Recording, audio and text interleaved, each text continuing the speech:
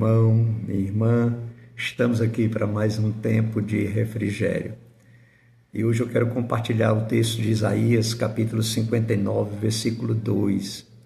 Mas as vossas iniquidades fazem separação entre vós e o vosso Deus, e os vossos pecados escondem o seu rosto de vós, de modo que não vos ouve. Eu creio que você já teve a experiência, porque essa experiência todos nós já tivemos, falar com alguém que está no mesmo ambiente que nós estamos, mas que parece que não está nos ouvindo. A gente repete, a gente levanta a voz, a gente tenta de novo e nada, e a pessoa não escuta. Agora imagine isto com Deus. Você ora, você clama, você busca, e parece que os céus está fechado. Por quê?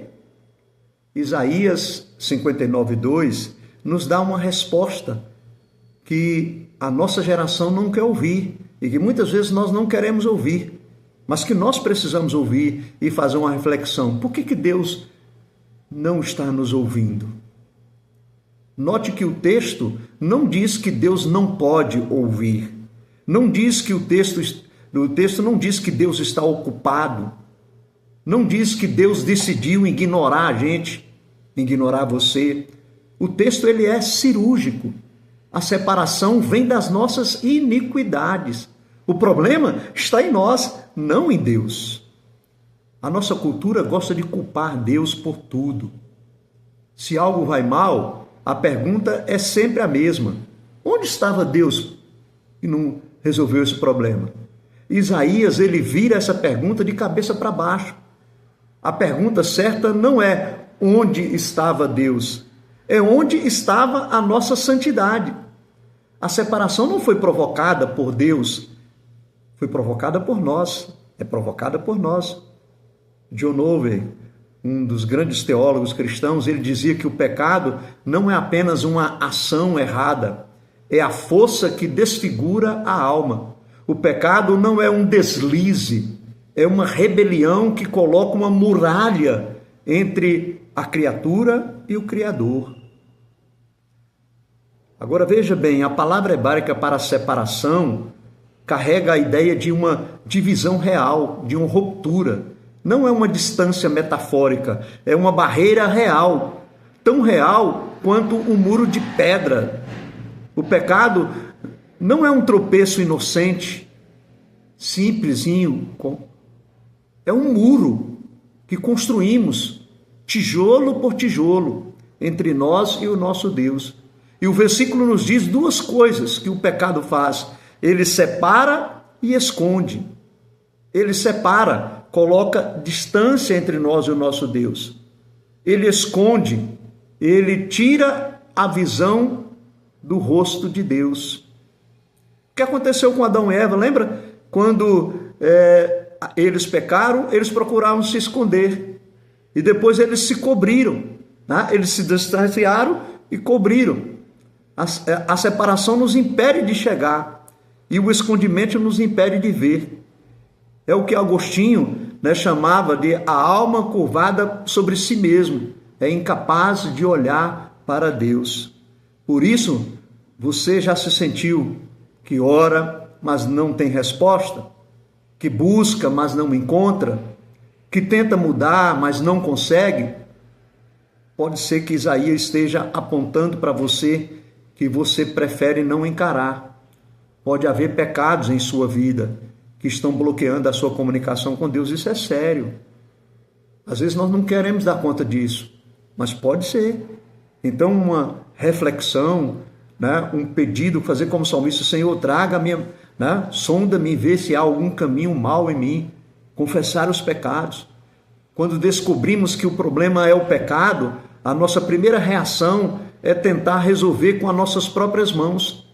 Nós fazemos promessas: a partir de hoje eu vou ser melhor, a partir de hoje eu não vou pregar, e nós estabelecemos regras, nós criamos sistemas de automelhoria, mas o texto de Isaías é claro.